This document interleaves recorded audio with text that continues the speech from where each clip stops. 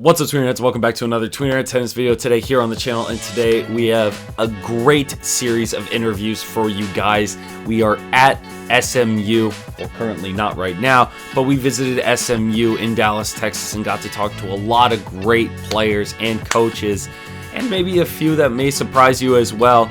And I couldn't be more thankful for Grant for allowing me to be a part of that experience with them.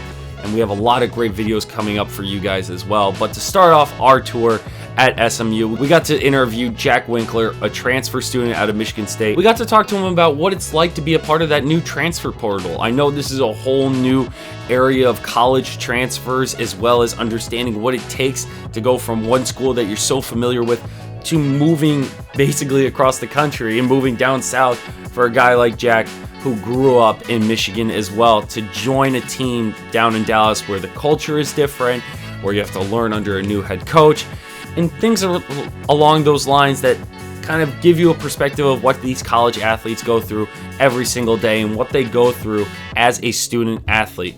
Now, before you guys watch this interview, make sure to leave a like and hit that subscribe button. We're trying to hit 3,000 subscribers by the end of this year, and over 80% of you that are watching this video right now are not even subscribed. What are you guys doing? Hit that subscribe button. Would love to have you guys join the Tweener Tennis channel. Now, I hope you enjoy our first interview in this series of interviews at SMU with Jack Winkler. There we go. I'm not a videographer, so. No, it's okay. You don't have to be. But Jack, thanks for doing this. Yes, of course. You sound so excited to do this. So Jack, how'd you get here? What was your path here? Yeah, so I actually started my collegiate career at Michigan State University. Yeah. I spent 3 seasons playing there and had a couple really successful years, and decided after I graduated from undergrad I wanted to, challenge myself a little bit and get out of my comfort zone, and ultimately through the recruiting process found my way down to Dallas. What got you out of your comfort zone? What was comfortable about Michigan State for you that SMU is challenging you with? Yeah, no, Michigan's home for me. So I really enjoyed my time there. I thought, it was my favorite place on earth, being in East Lansing. Yeah. I love all the guys there, all the coaches, everybody in the athletic department. I'm really close with a lot of them, and so. Before we go back to our video from SMU, first a word from our sponsor of today's video, Halo Hydration. What makes a champion? Understanding the mental components of a game, being able to get inside the head of the opponent and stay focused on your personal game plan, knowing how to work smarter, not harder. Preparation is everything when it comes to a successful match or training session. You must focus on what you can control on and off the court. Therefore, it is crucial to get your body into its peak performance state. It is something that you can control, and it always starts with hydration. That's why Halo is the sponsor of today's video. Halo is the best of the best to take on the go to hydrate better and perform better. It's the lowest in sugar of all products on the market and absorbs easily into your water and tastes incredible.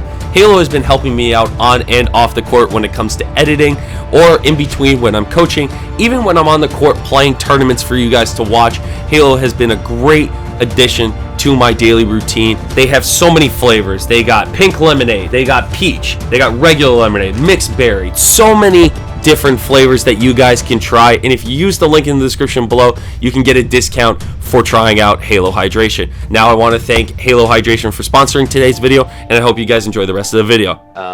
Yeah, I've never lived outside the Midwest. Oh, wow. And so I knew Texas and Dallas would be a fun new experience, a little bit of an adventure, and so far I'm loving it here. I love it. And for you too, what was it like picking schools, and what was the transfer portal like? Because I feel like nowadays with NILs and everything like that, it's really hard to understand what goes on behind the process. Yeah, no, it was definitely an experience. I remember after being on the portal, I got a call from Ben here at SMU, and within about a day. And, oh wow! And so I had a really good year my last year at Michigan State, so I figured that a few schools would call, but it was not as many as I thought. Oh wow! So it was definitely a cool experience, almost like being recruited again. Yeah. Out of high school, and so all these great coaches calling me, great programs, wanting me to come on to visits, and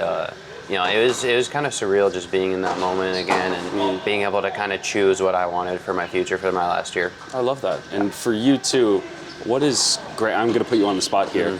What has Grant taught you as an SMU student athlete, I should say, in tennis or in life? What's one thing that you can take away from this experience? Yeah.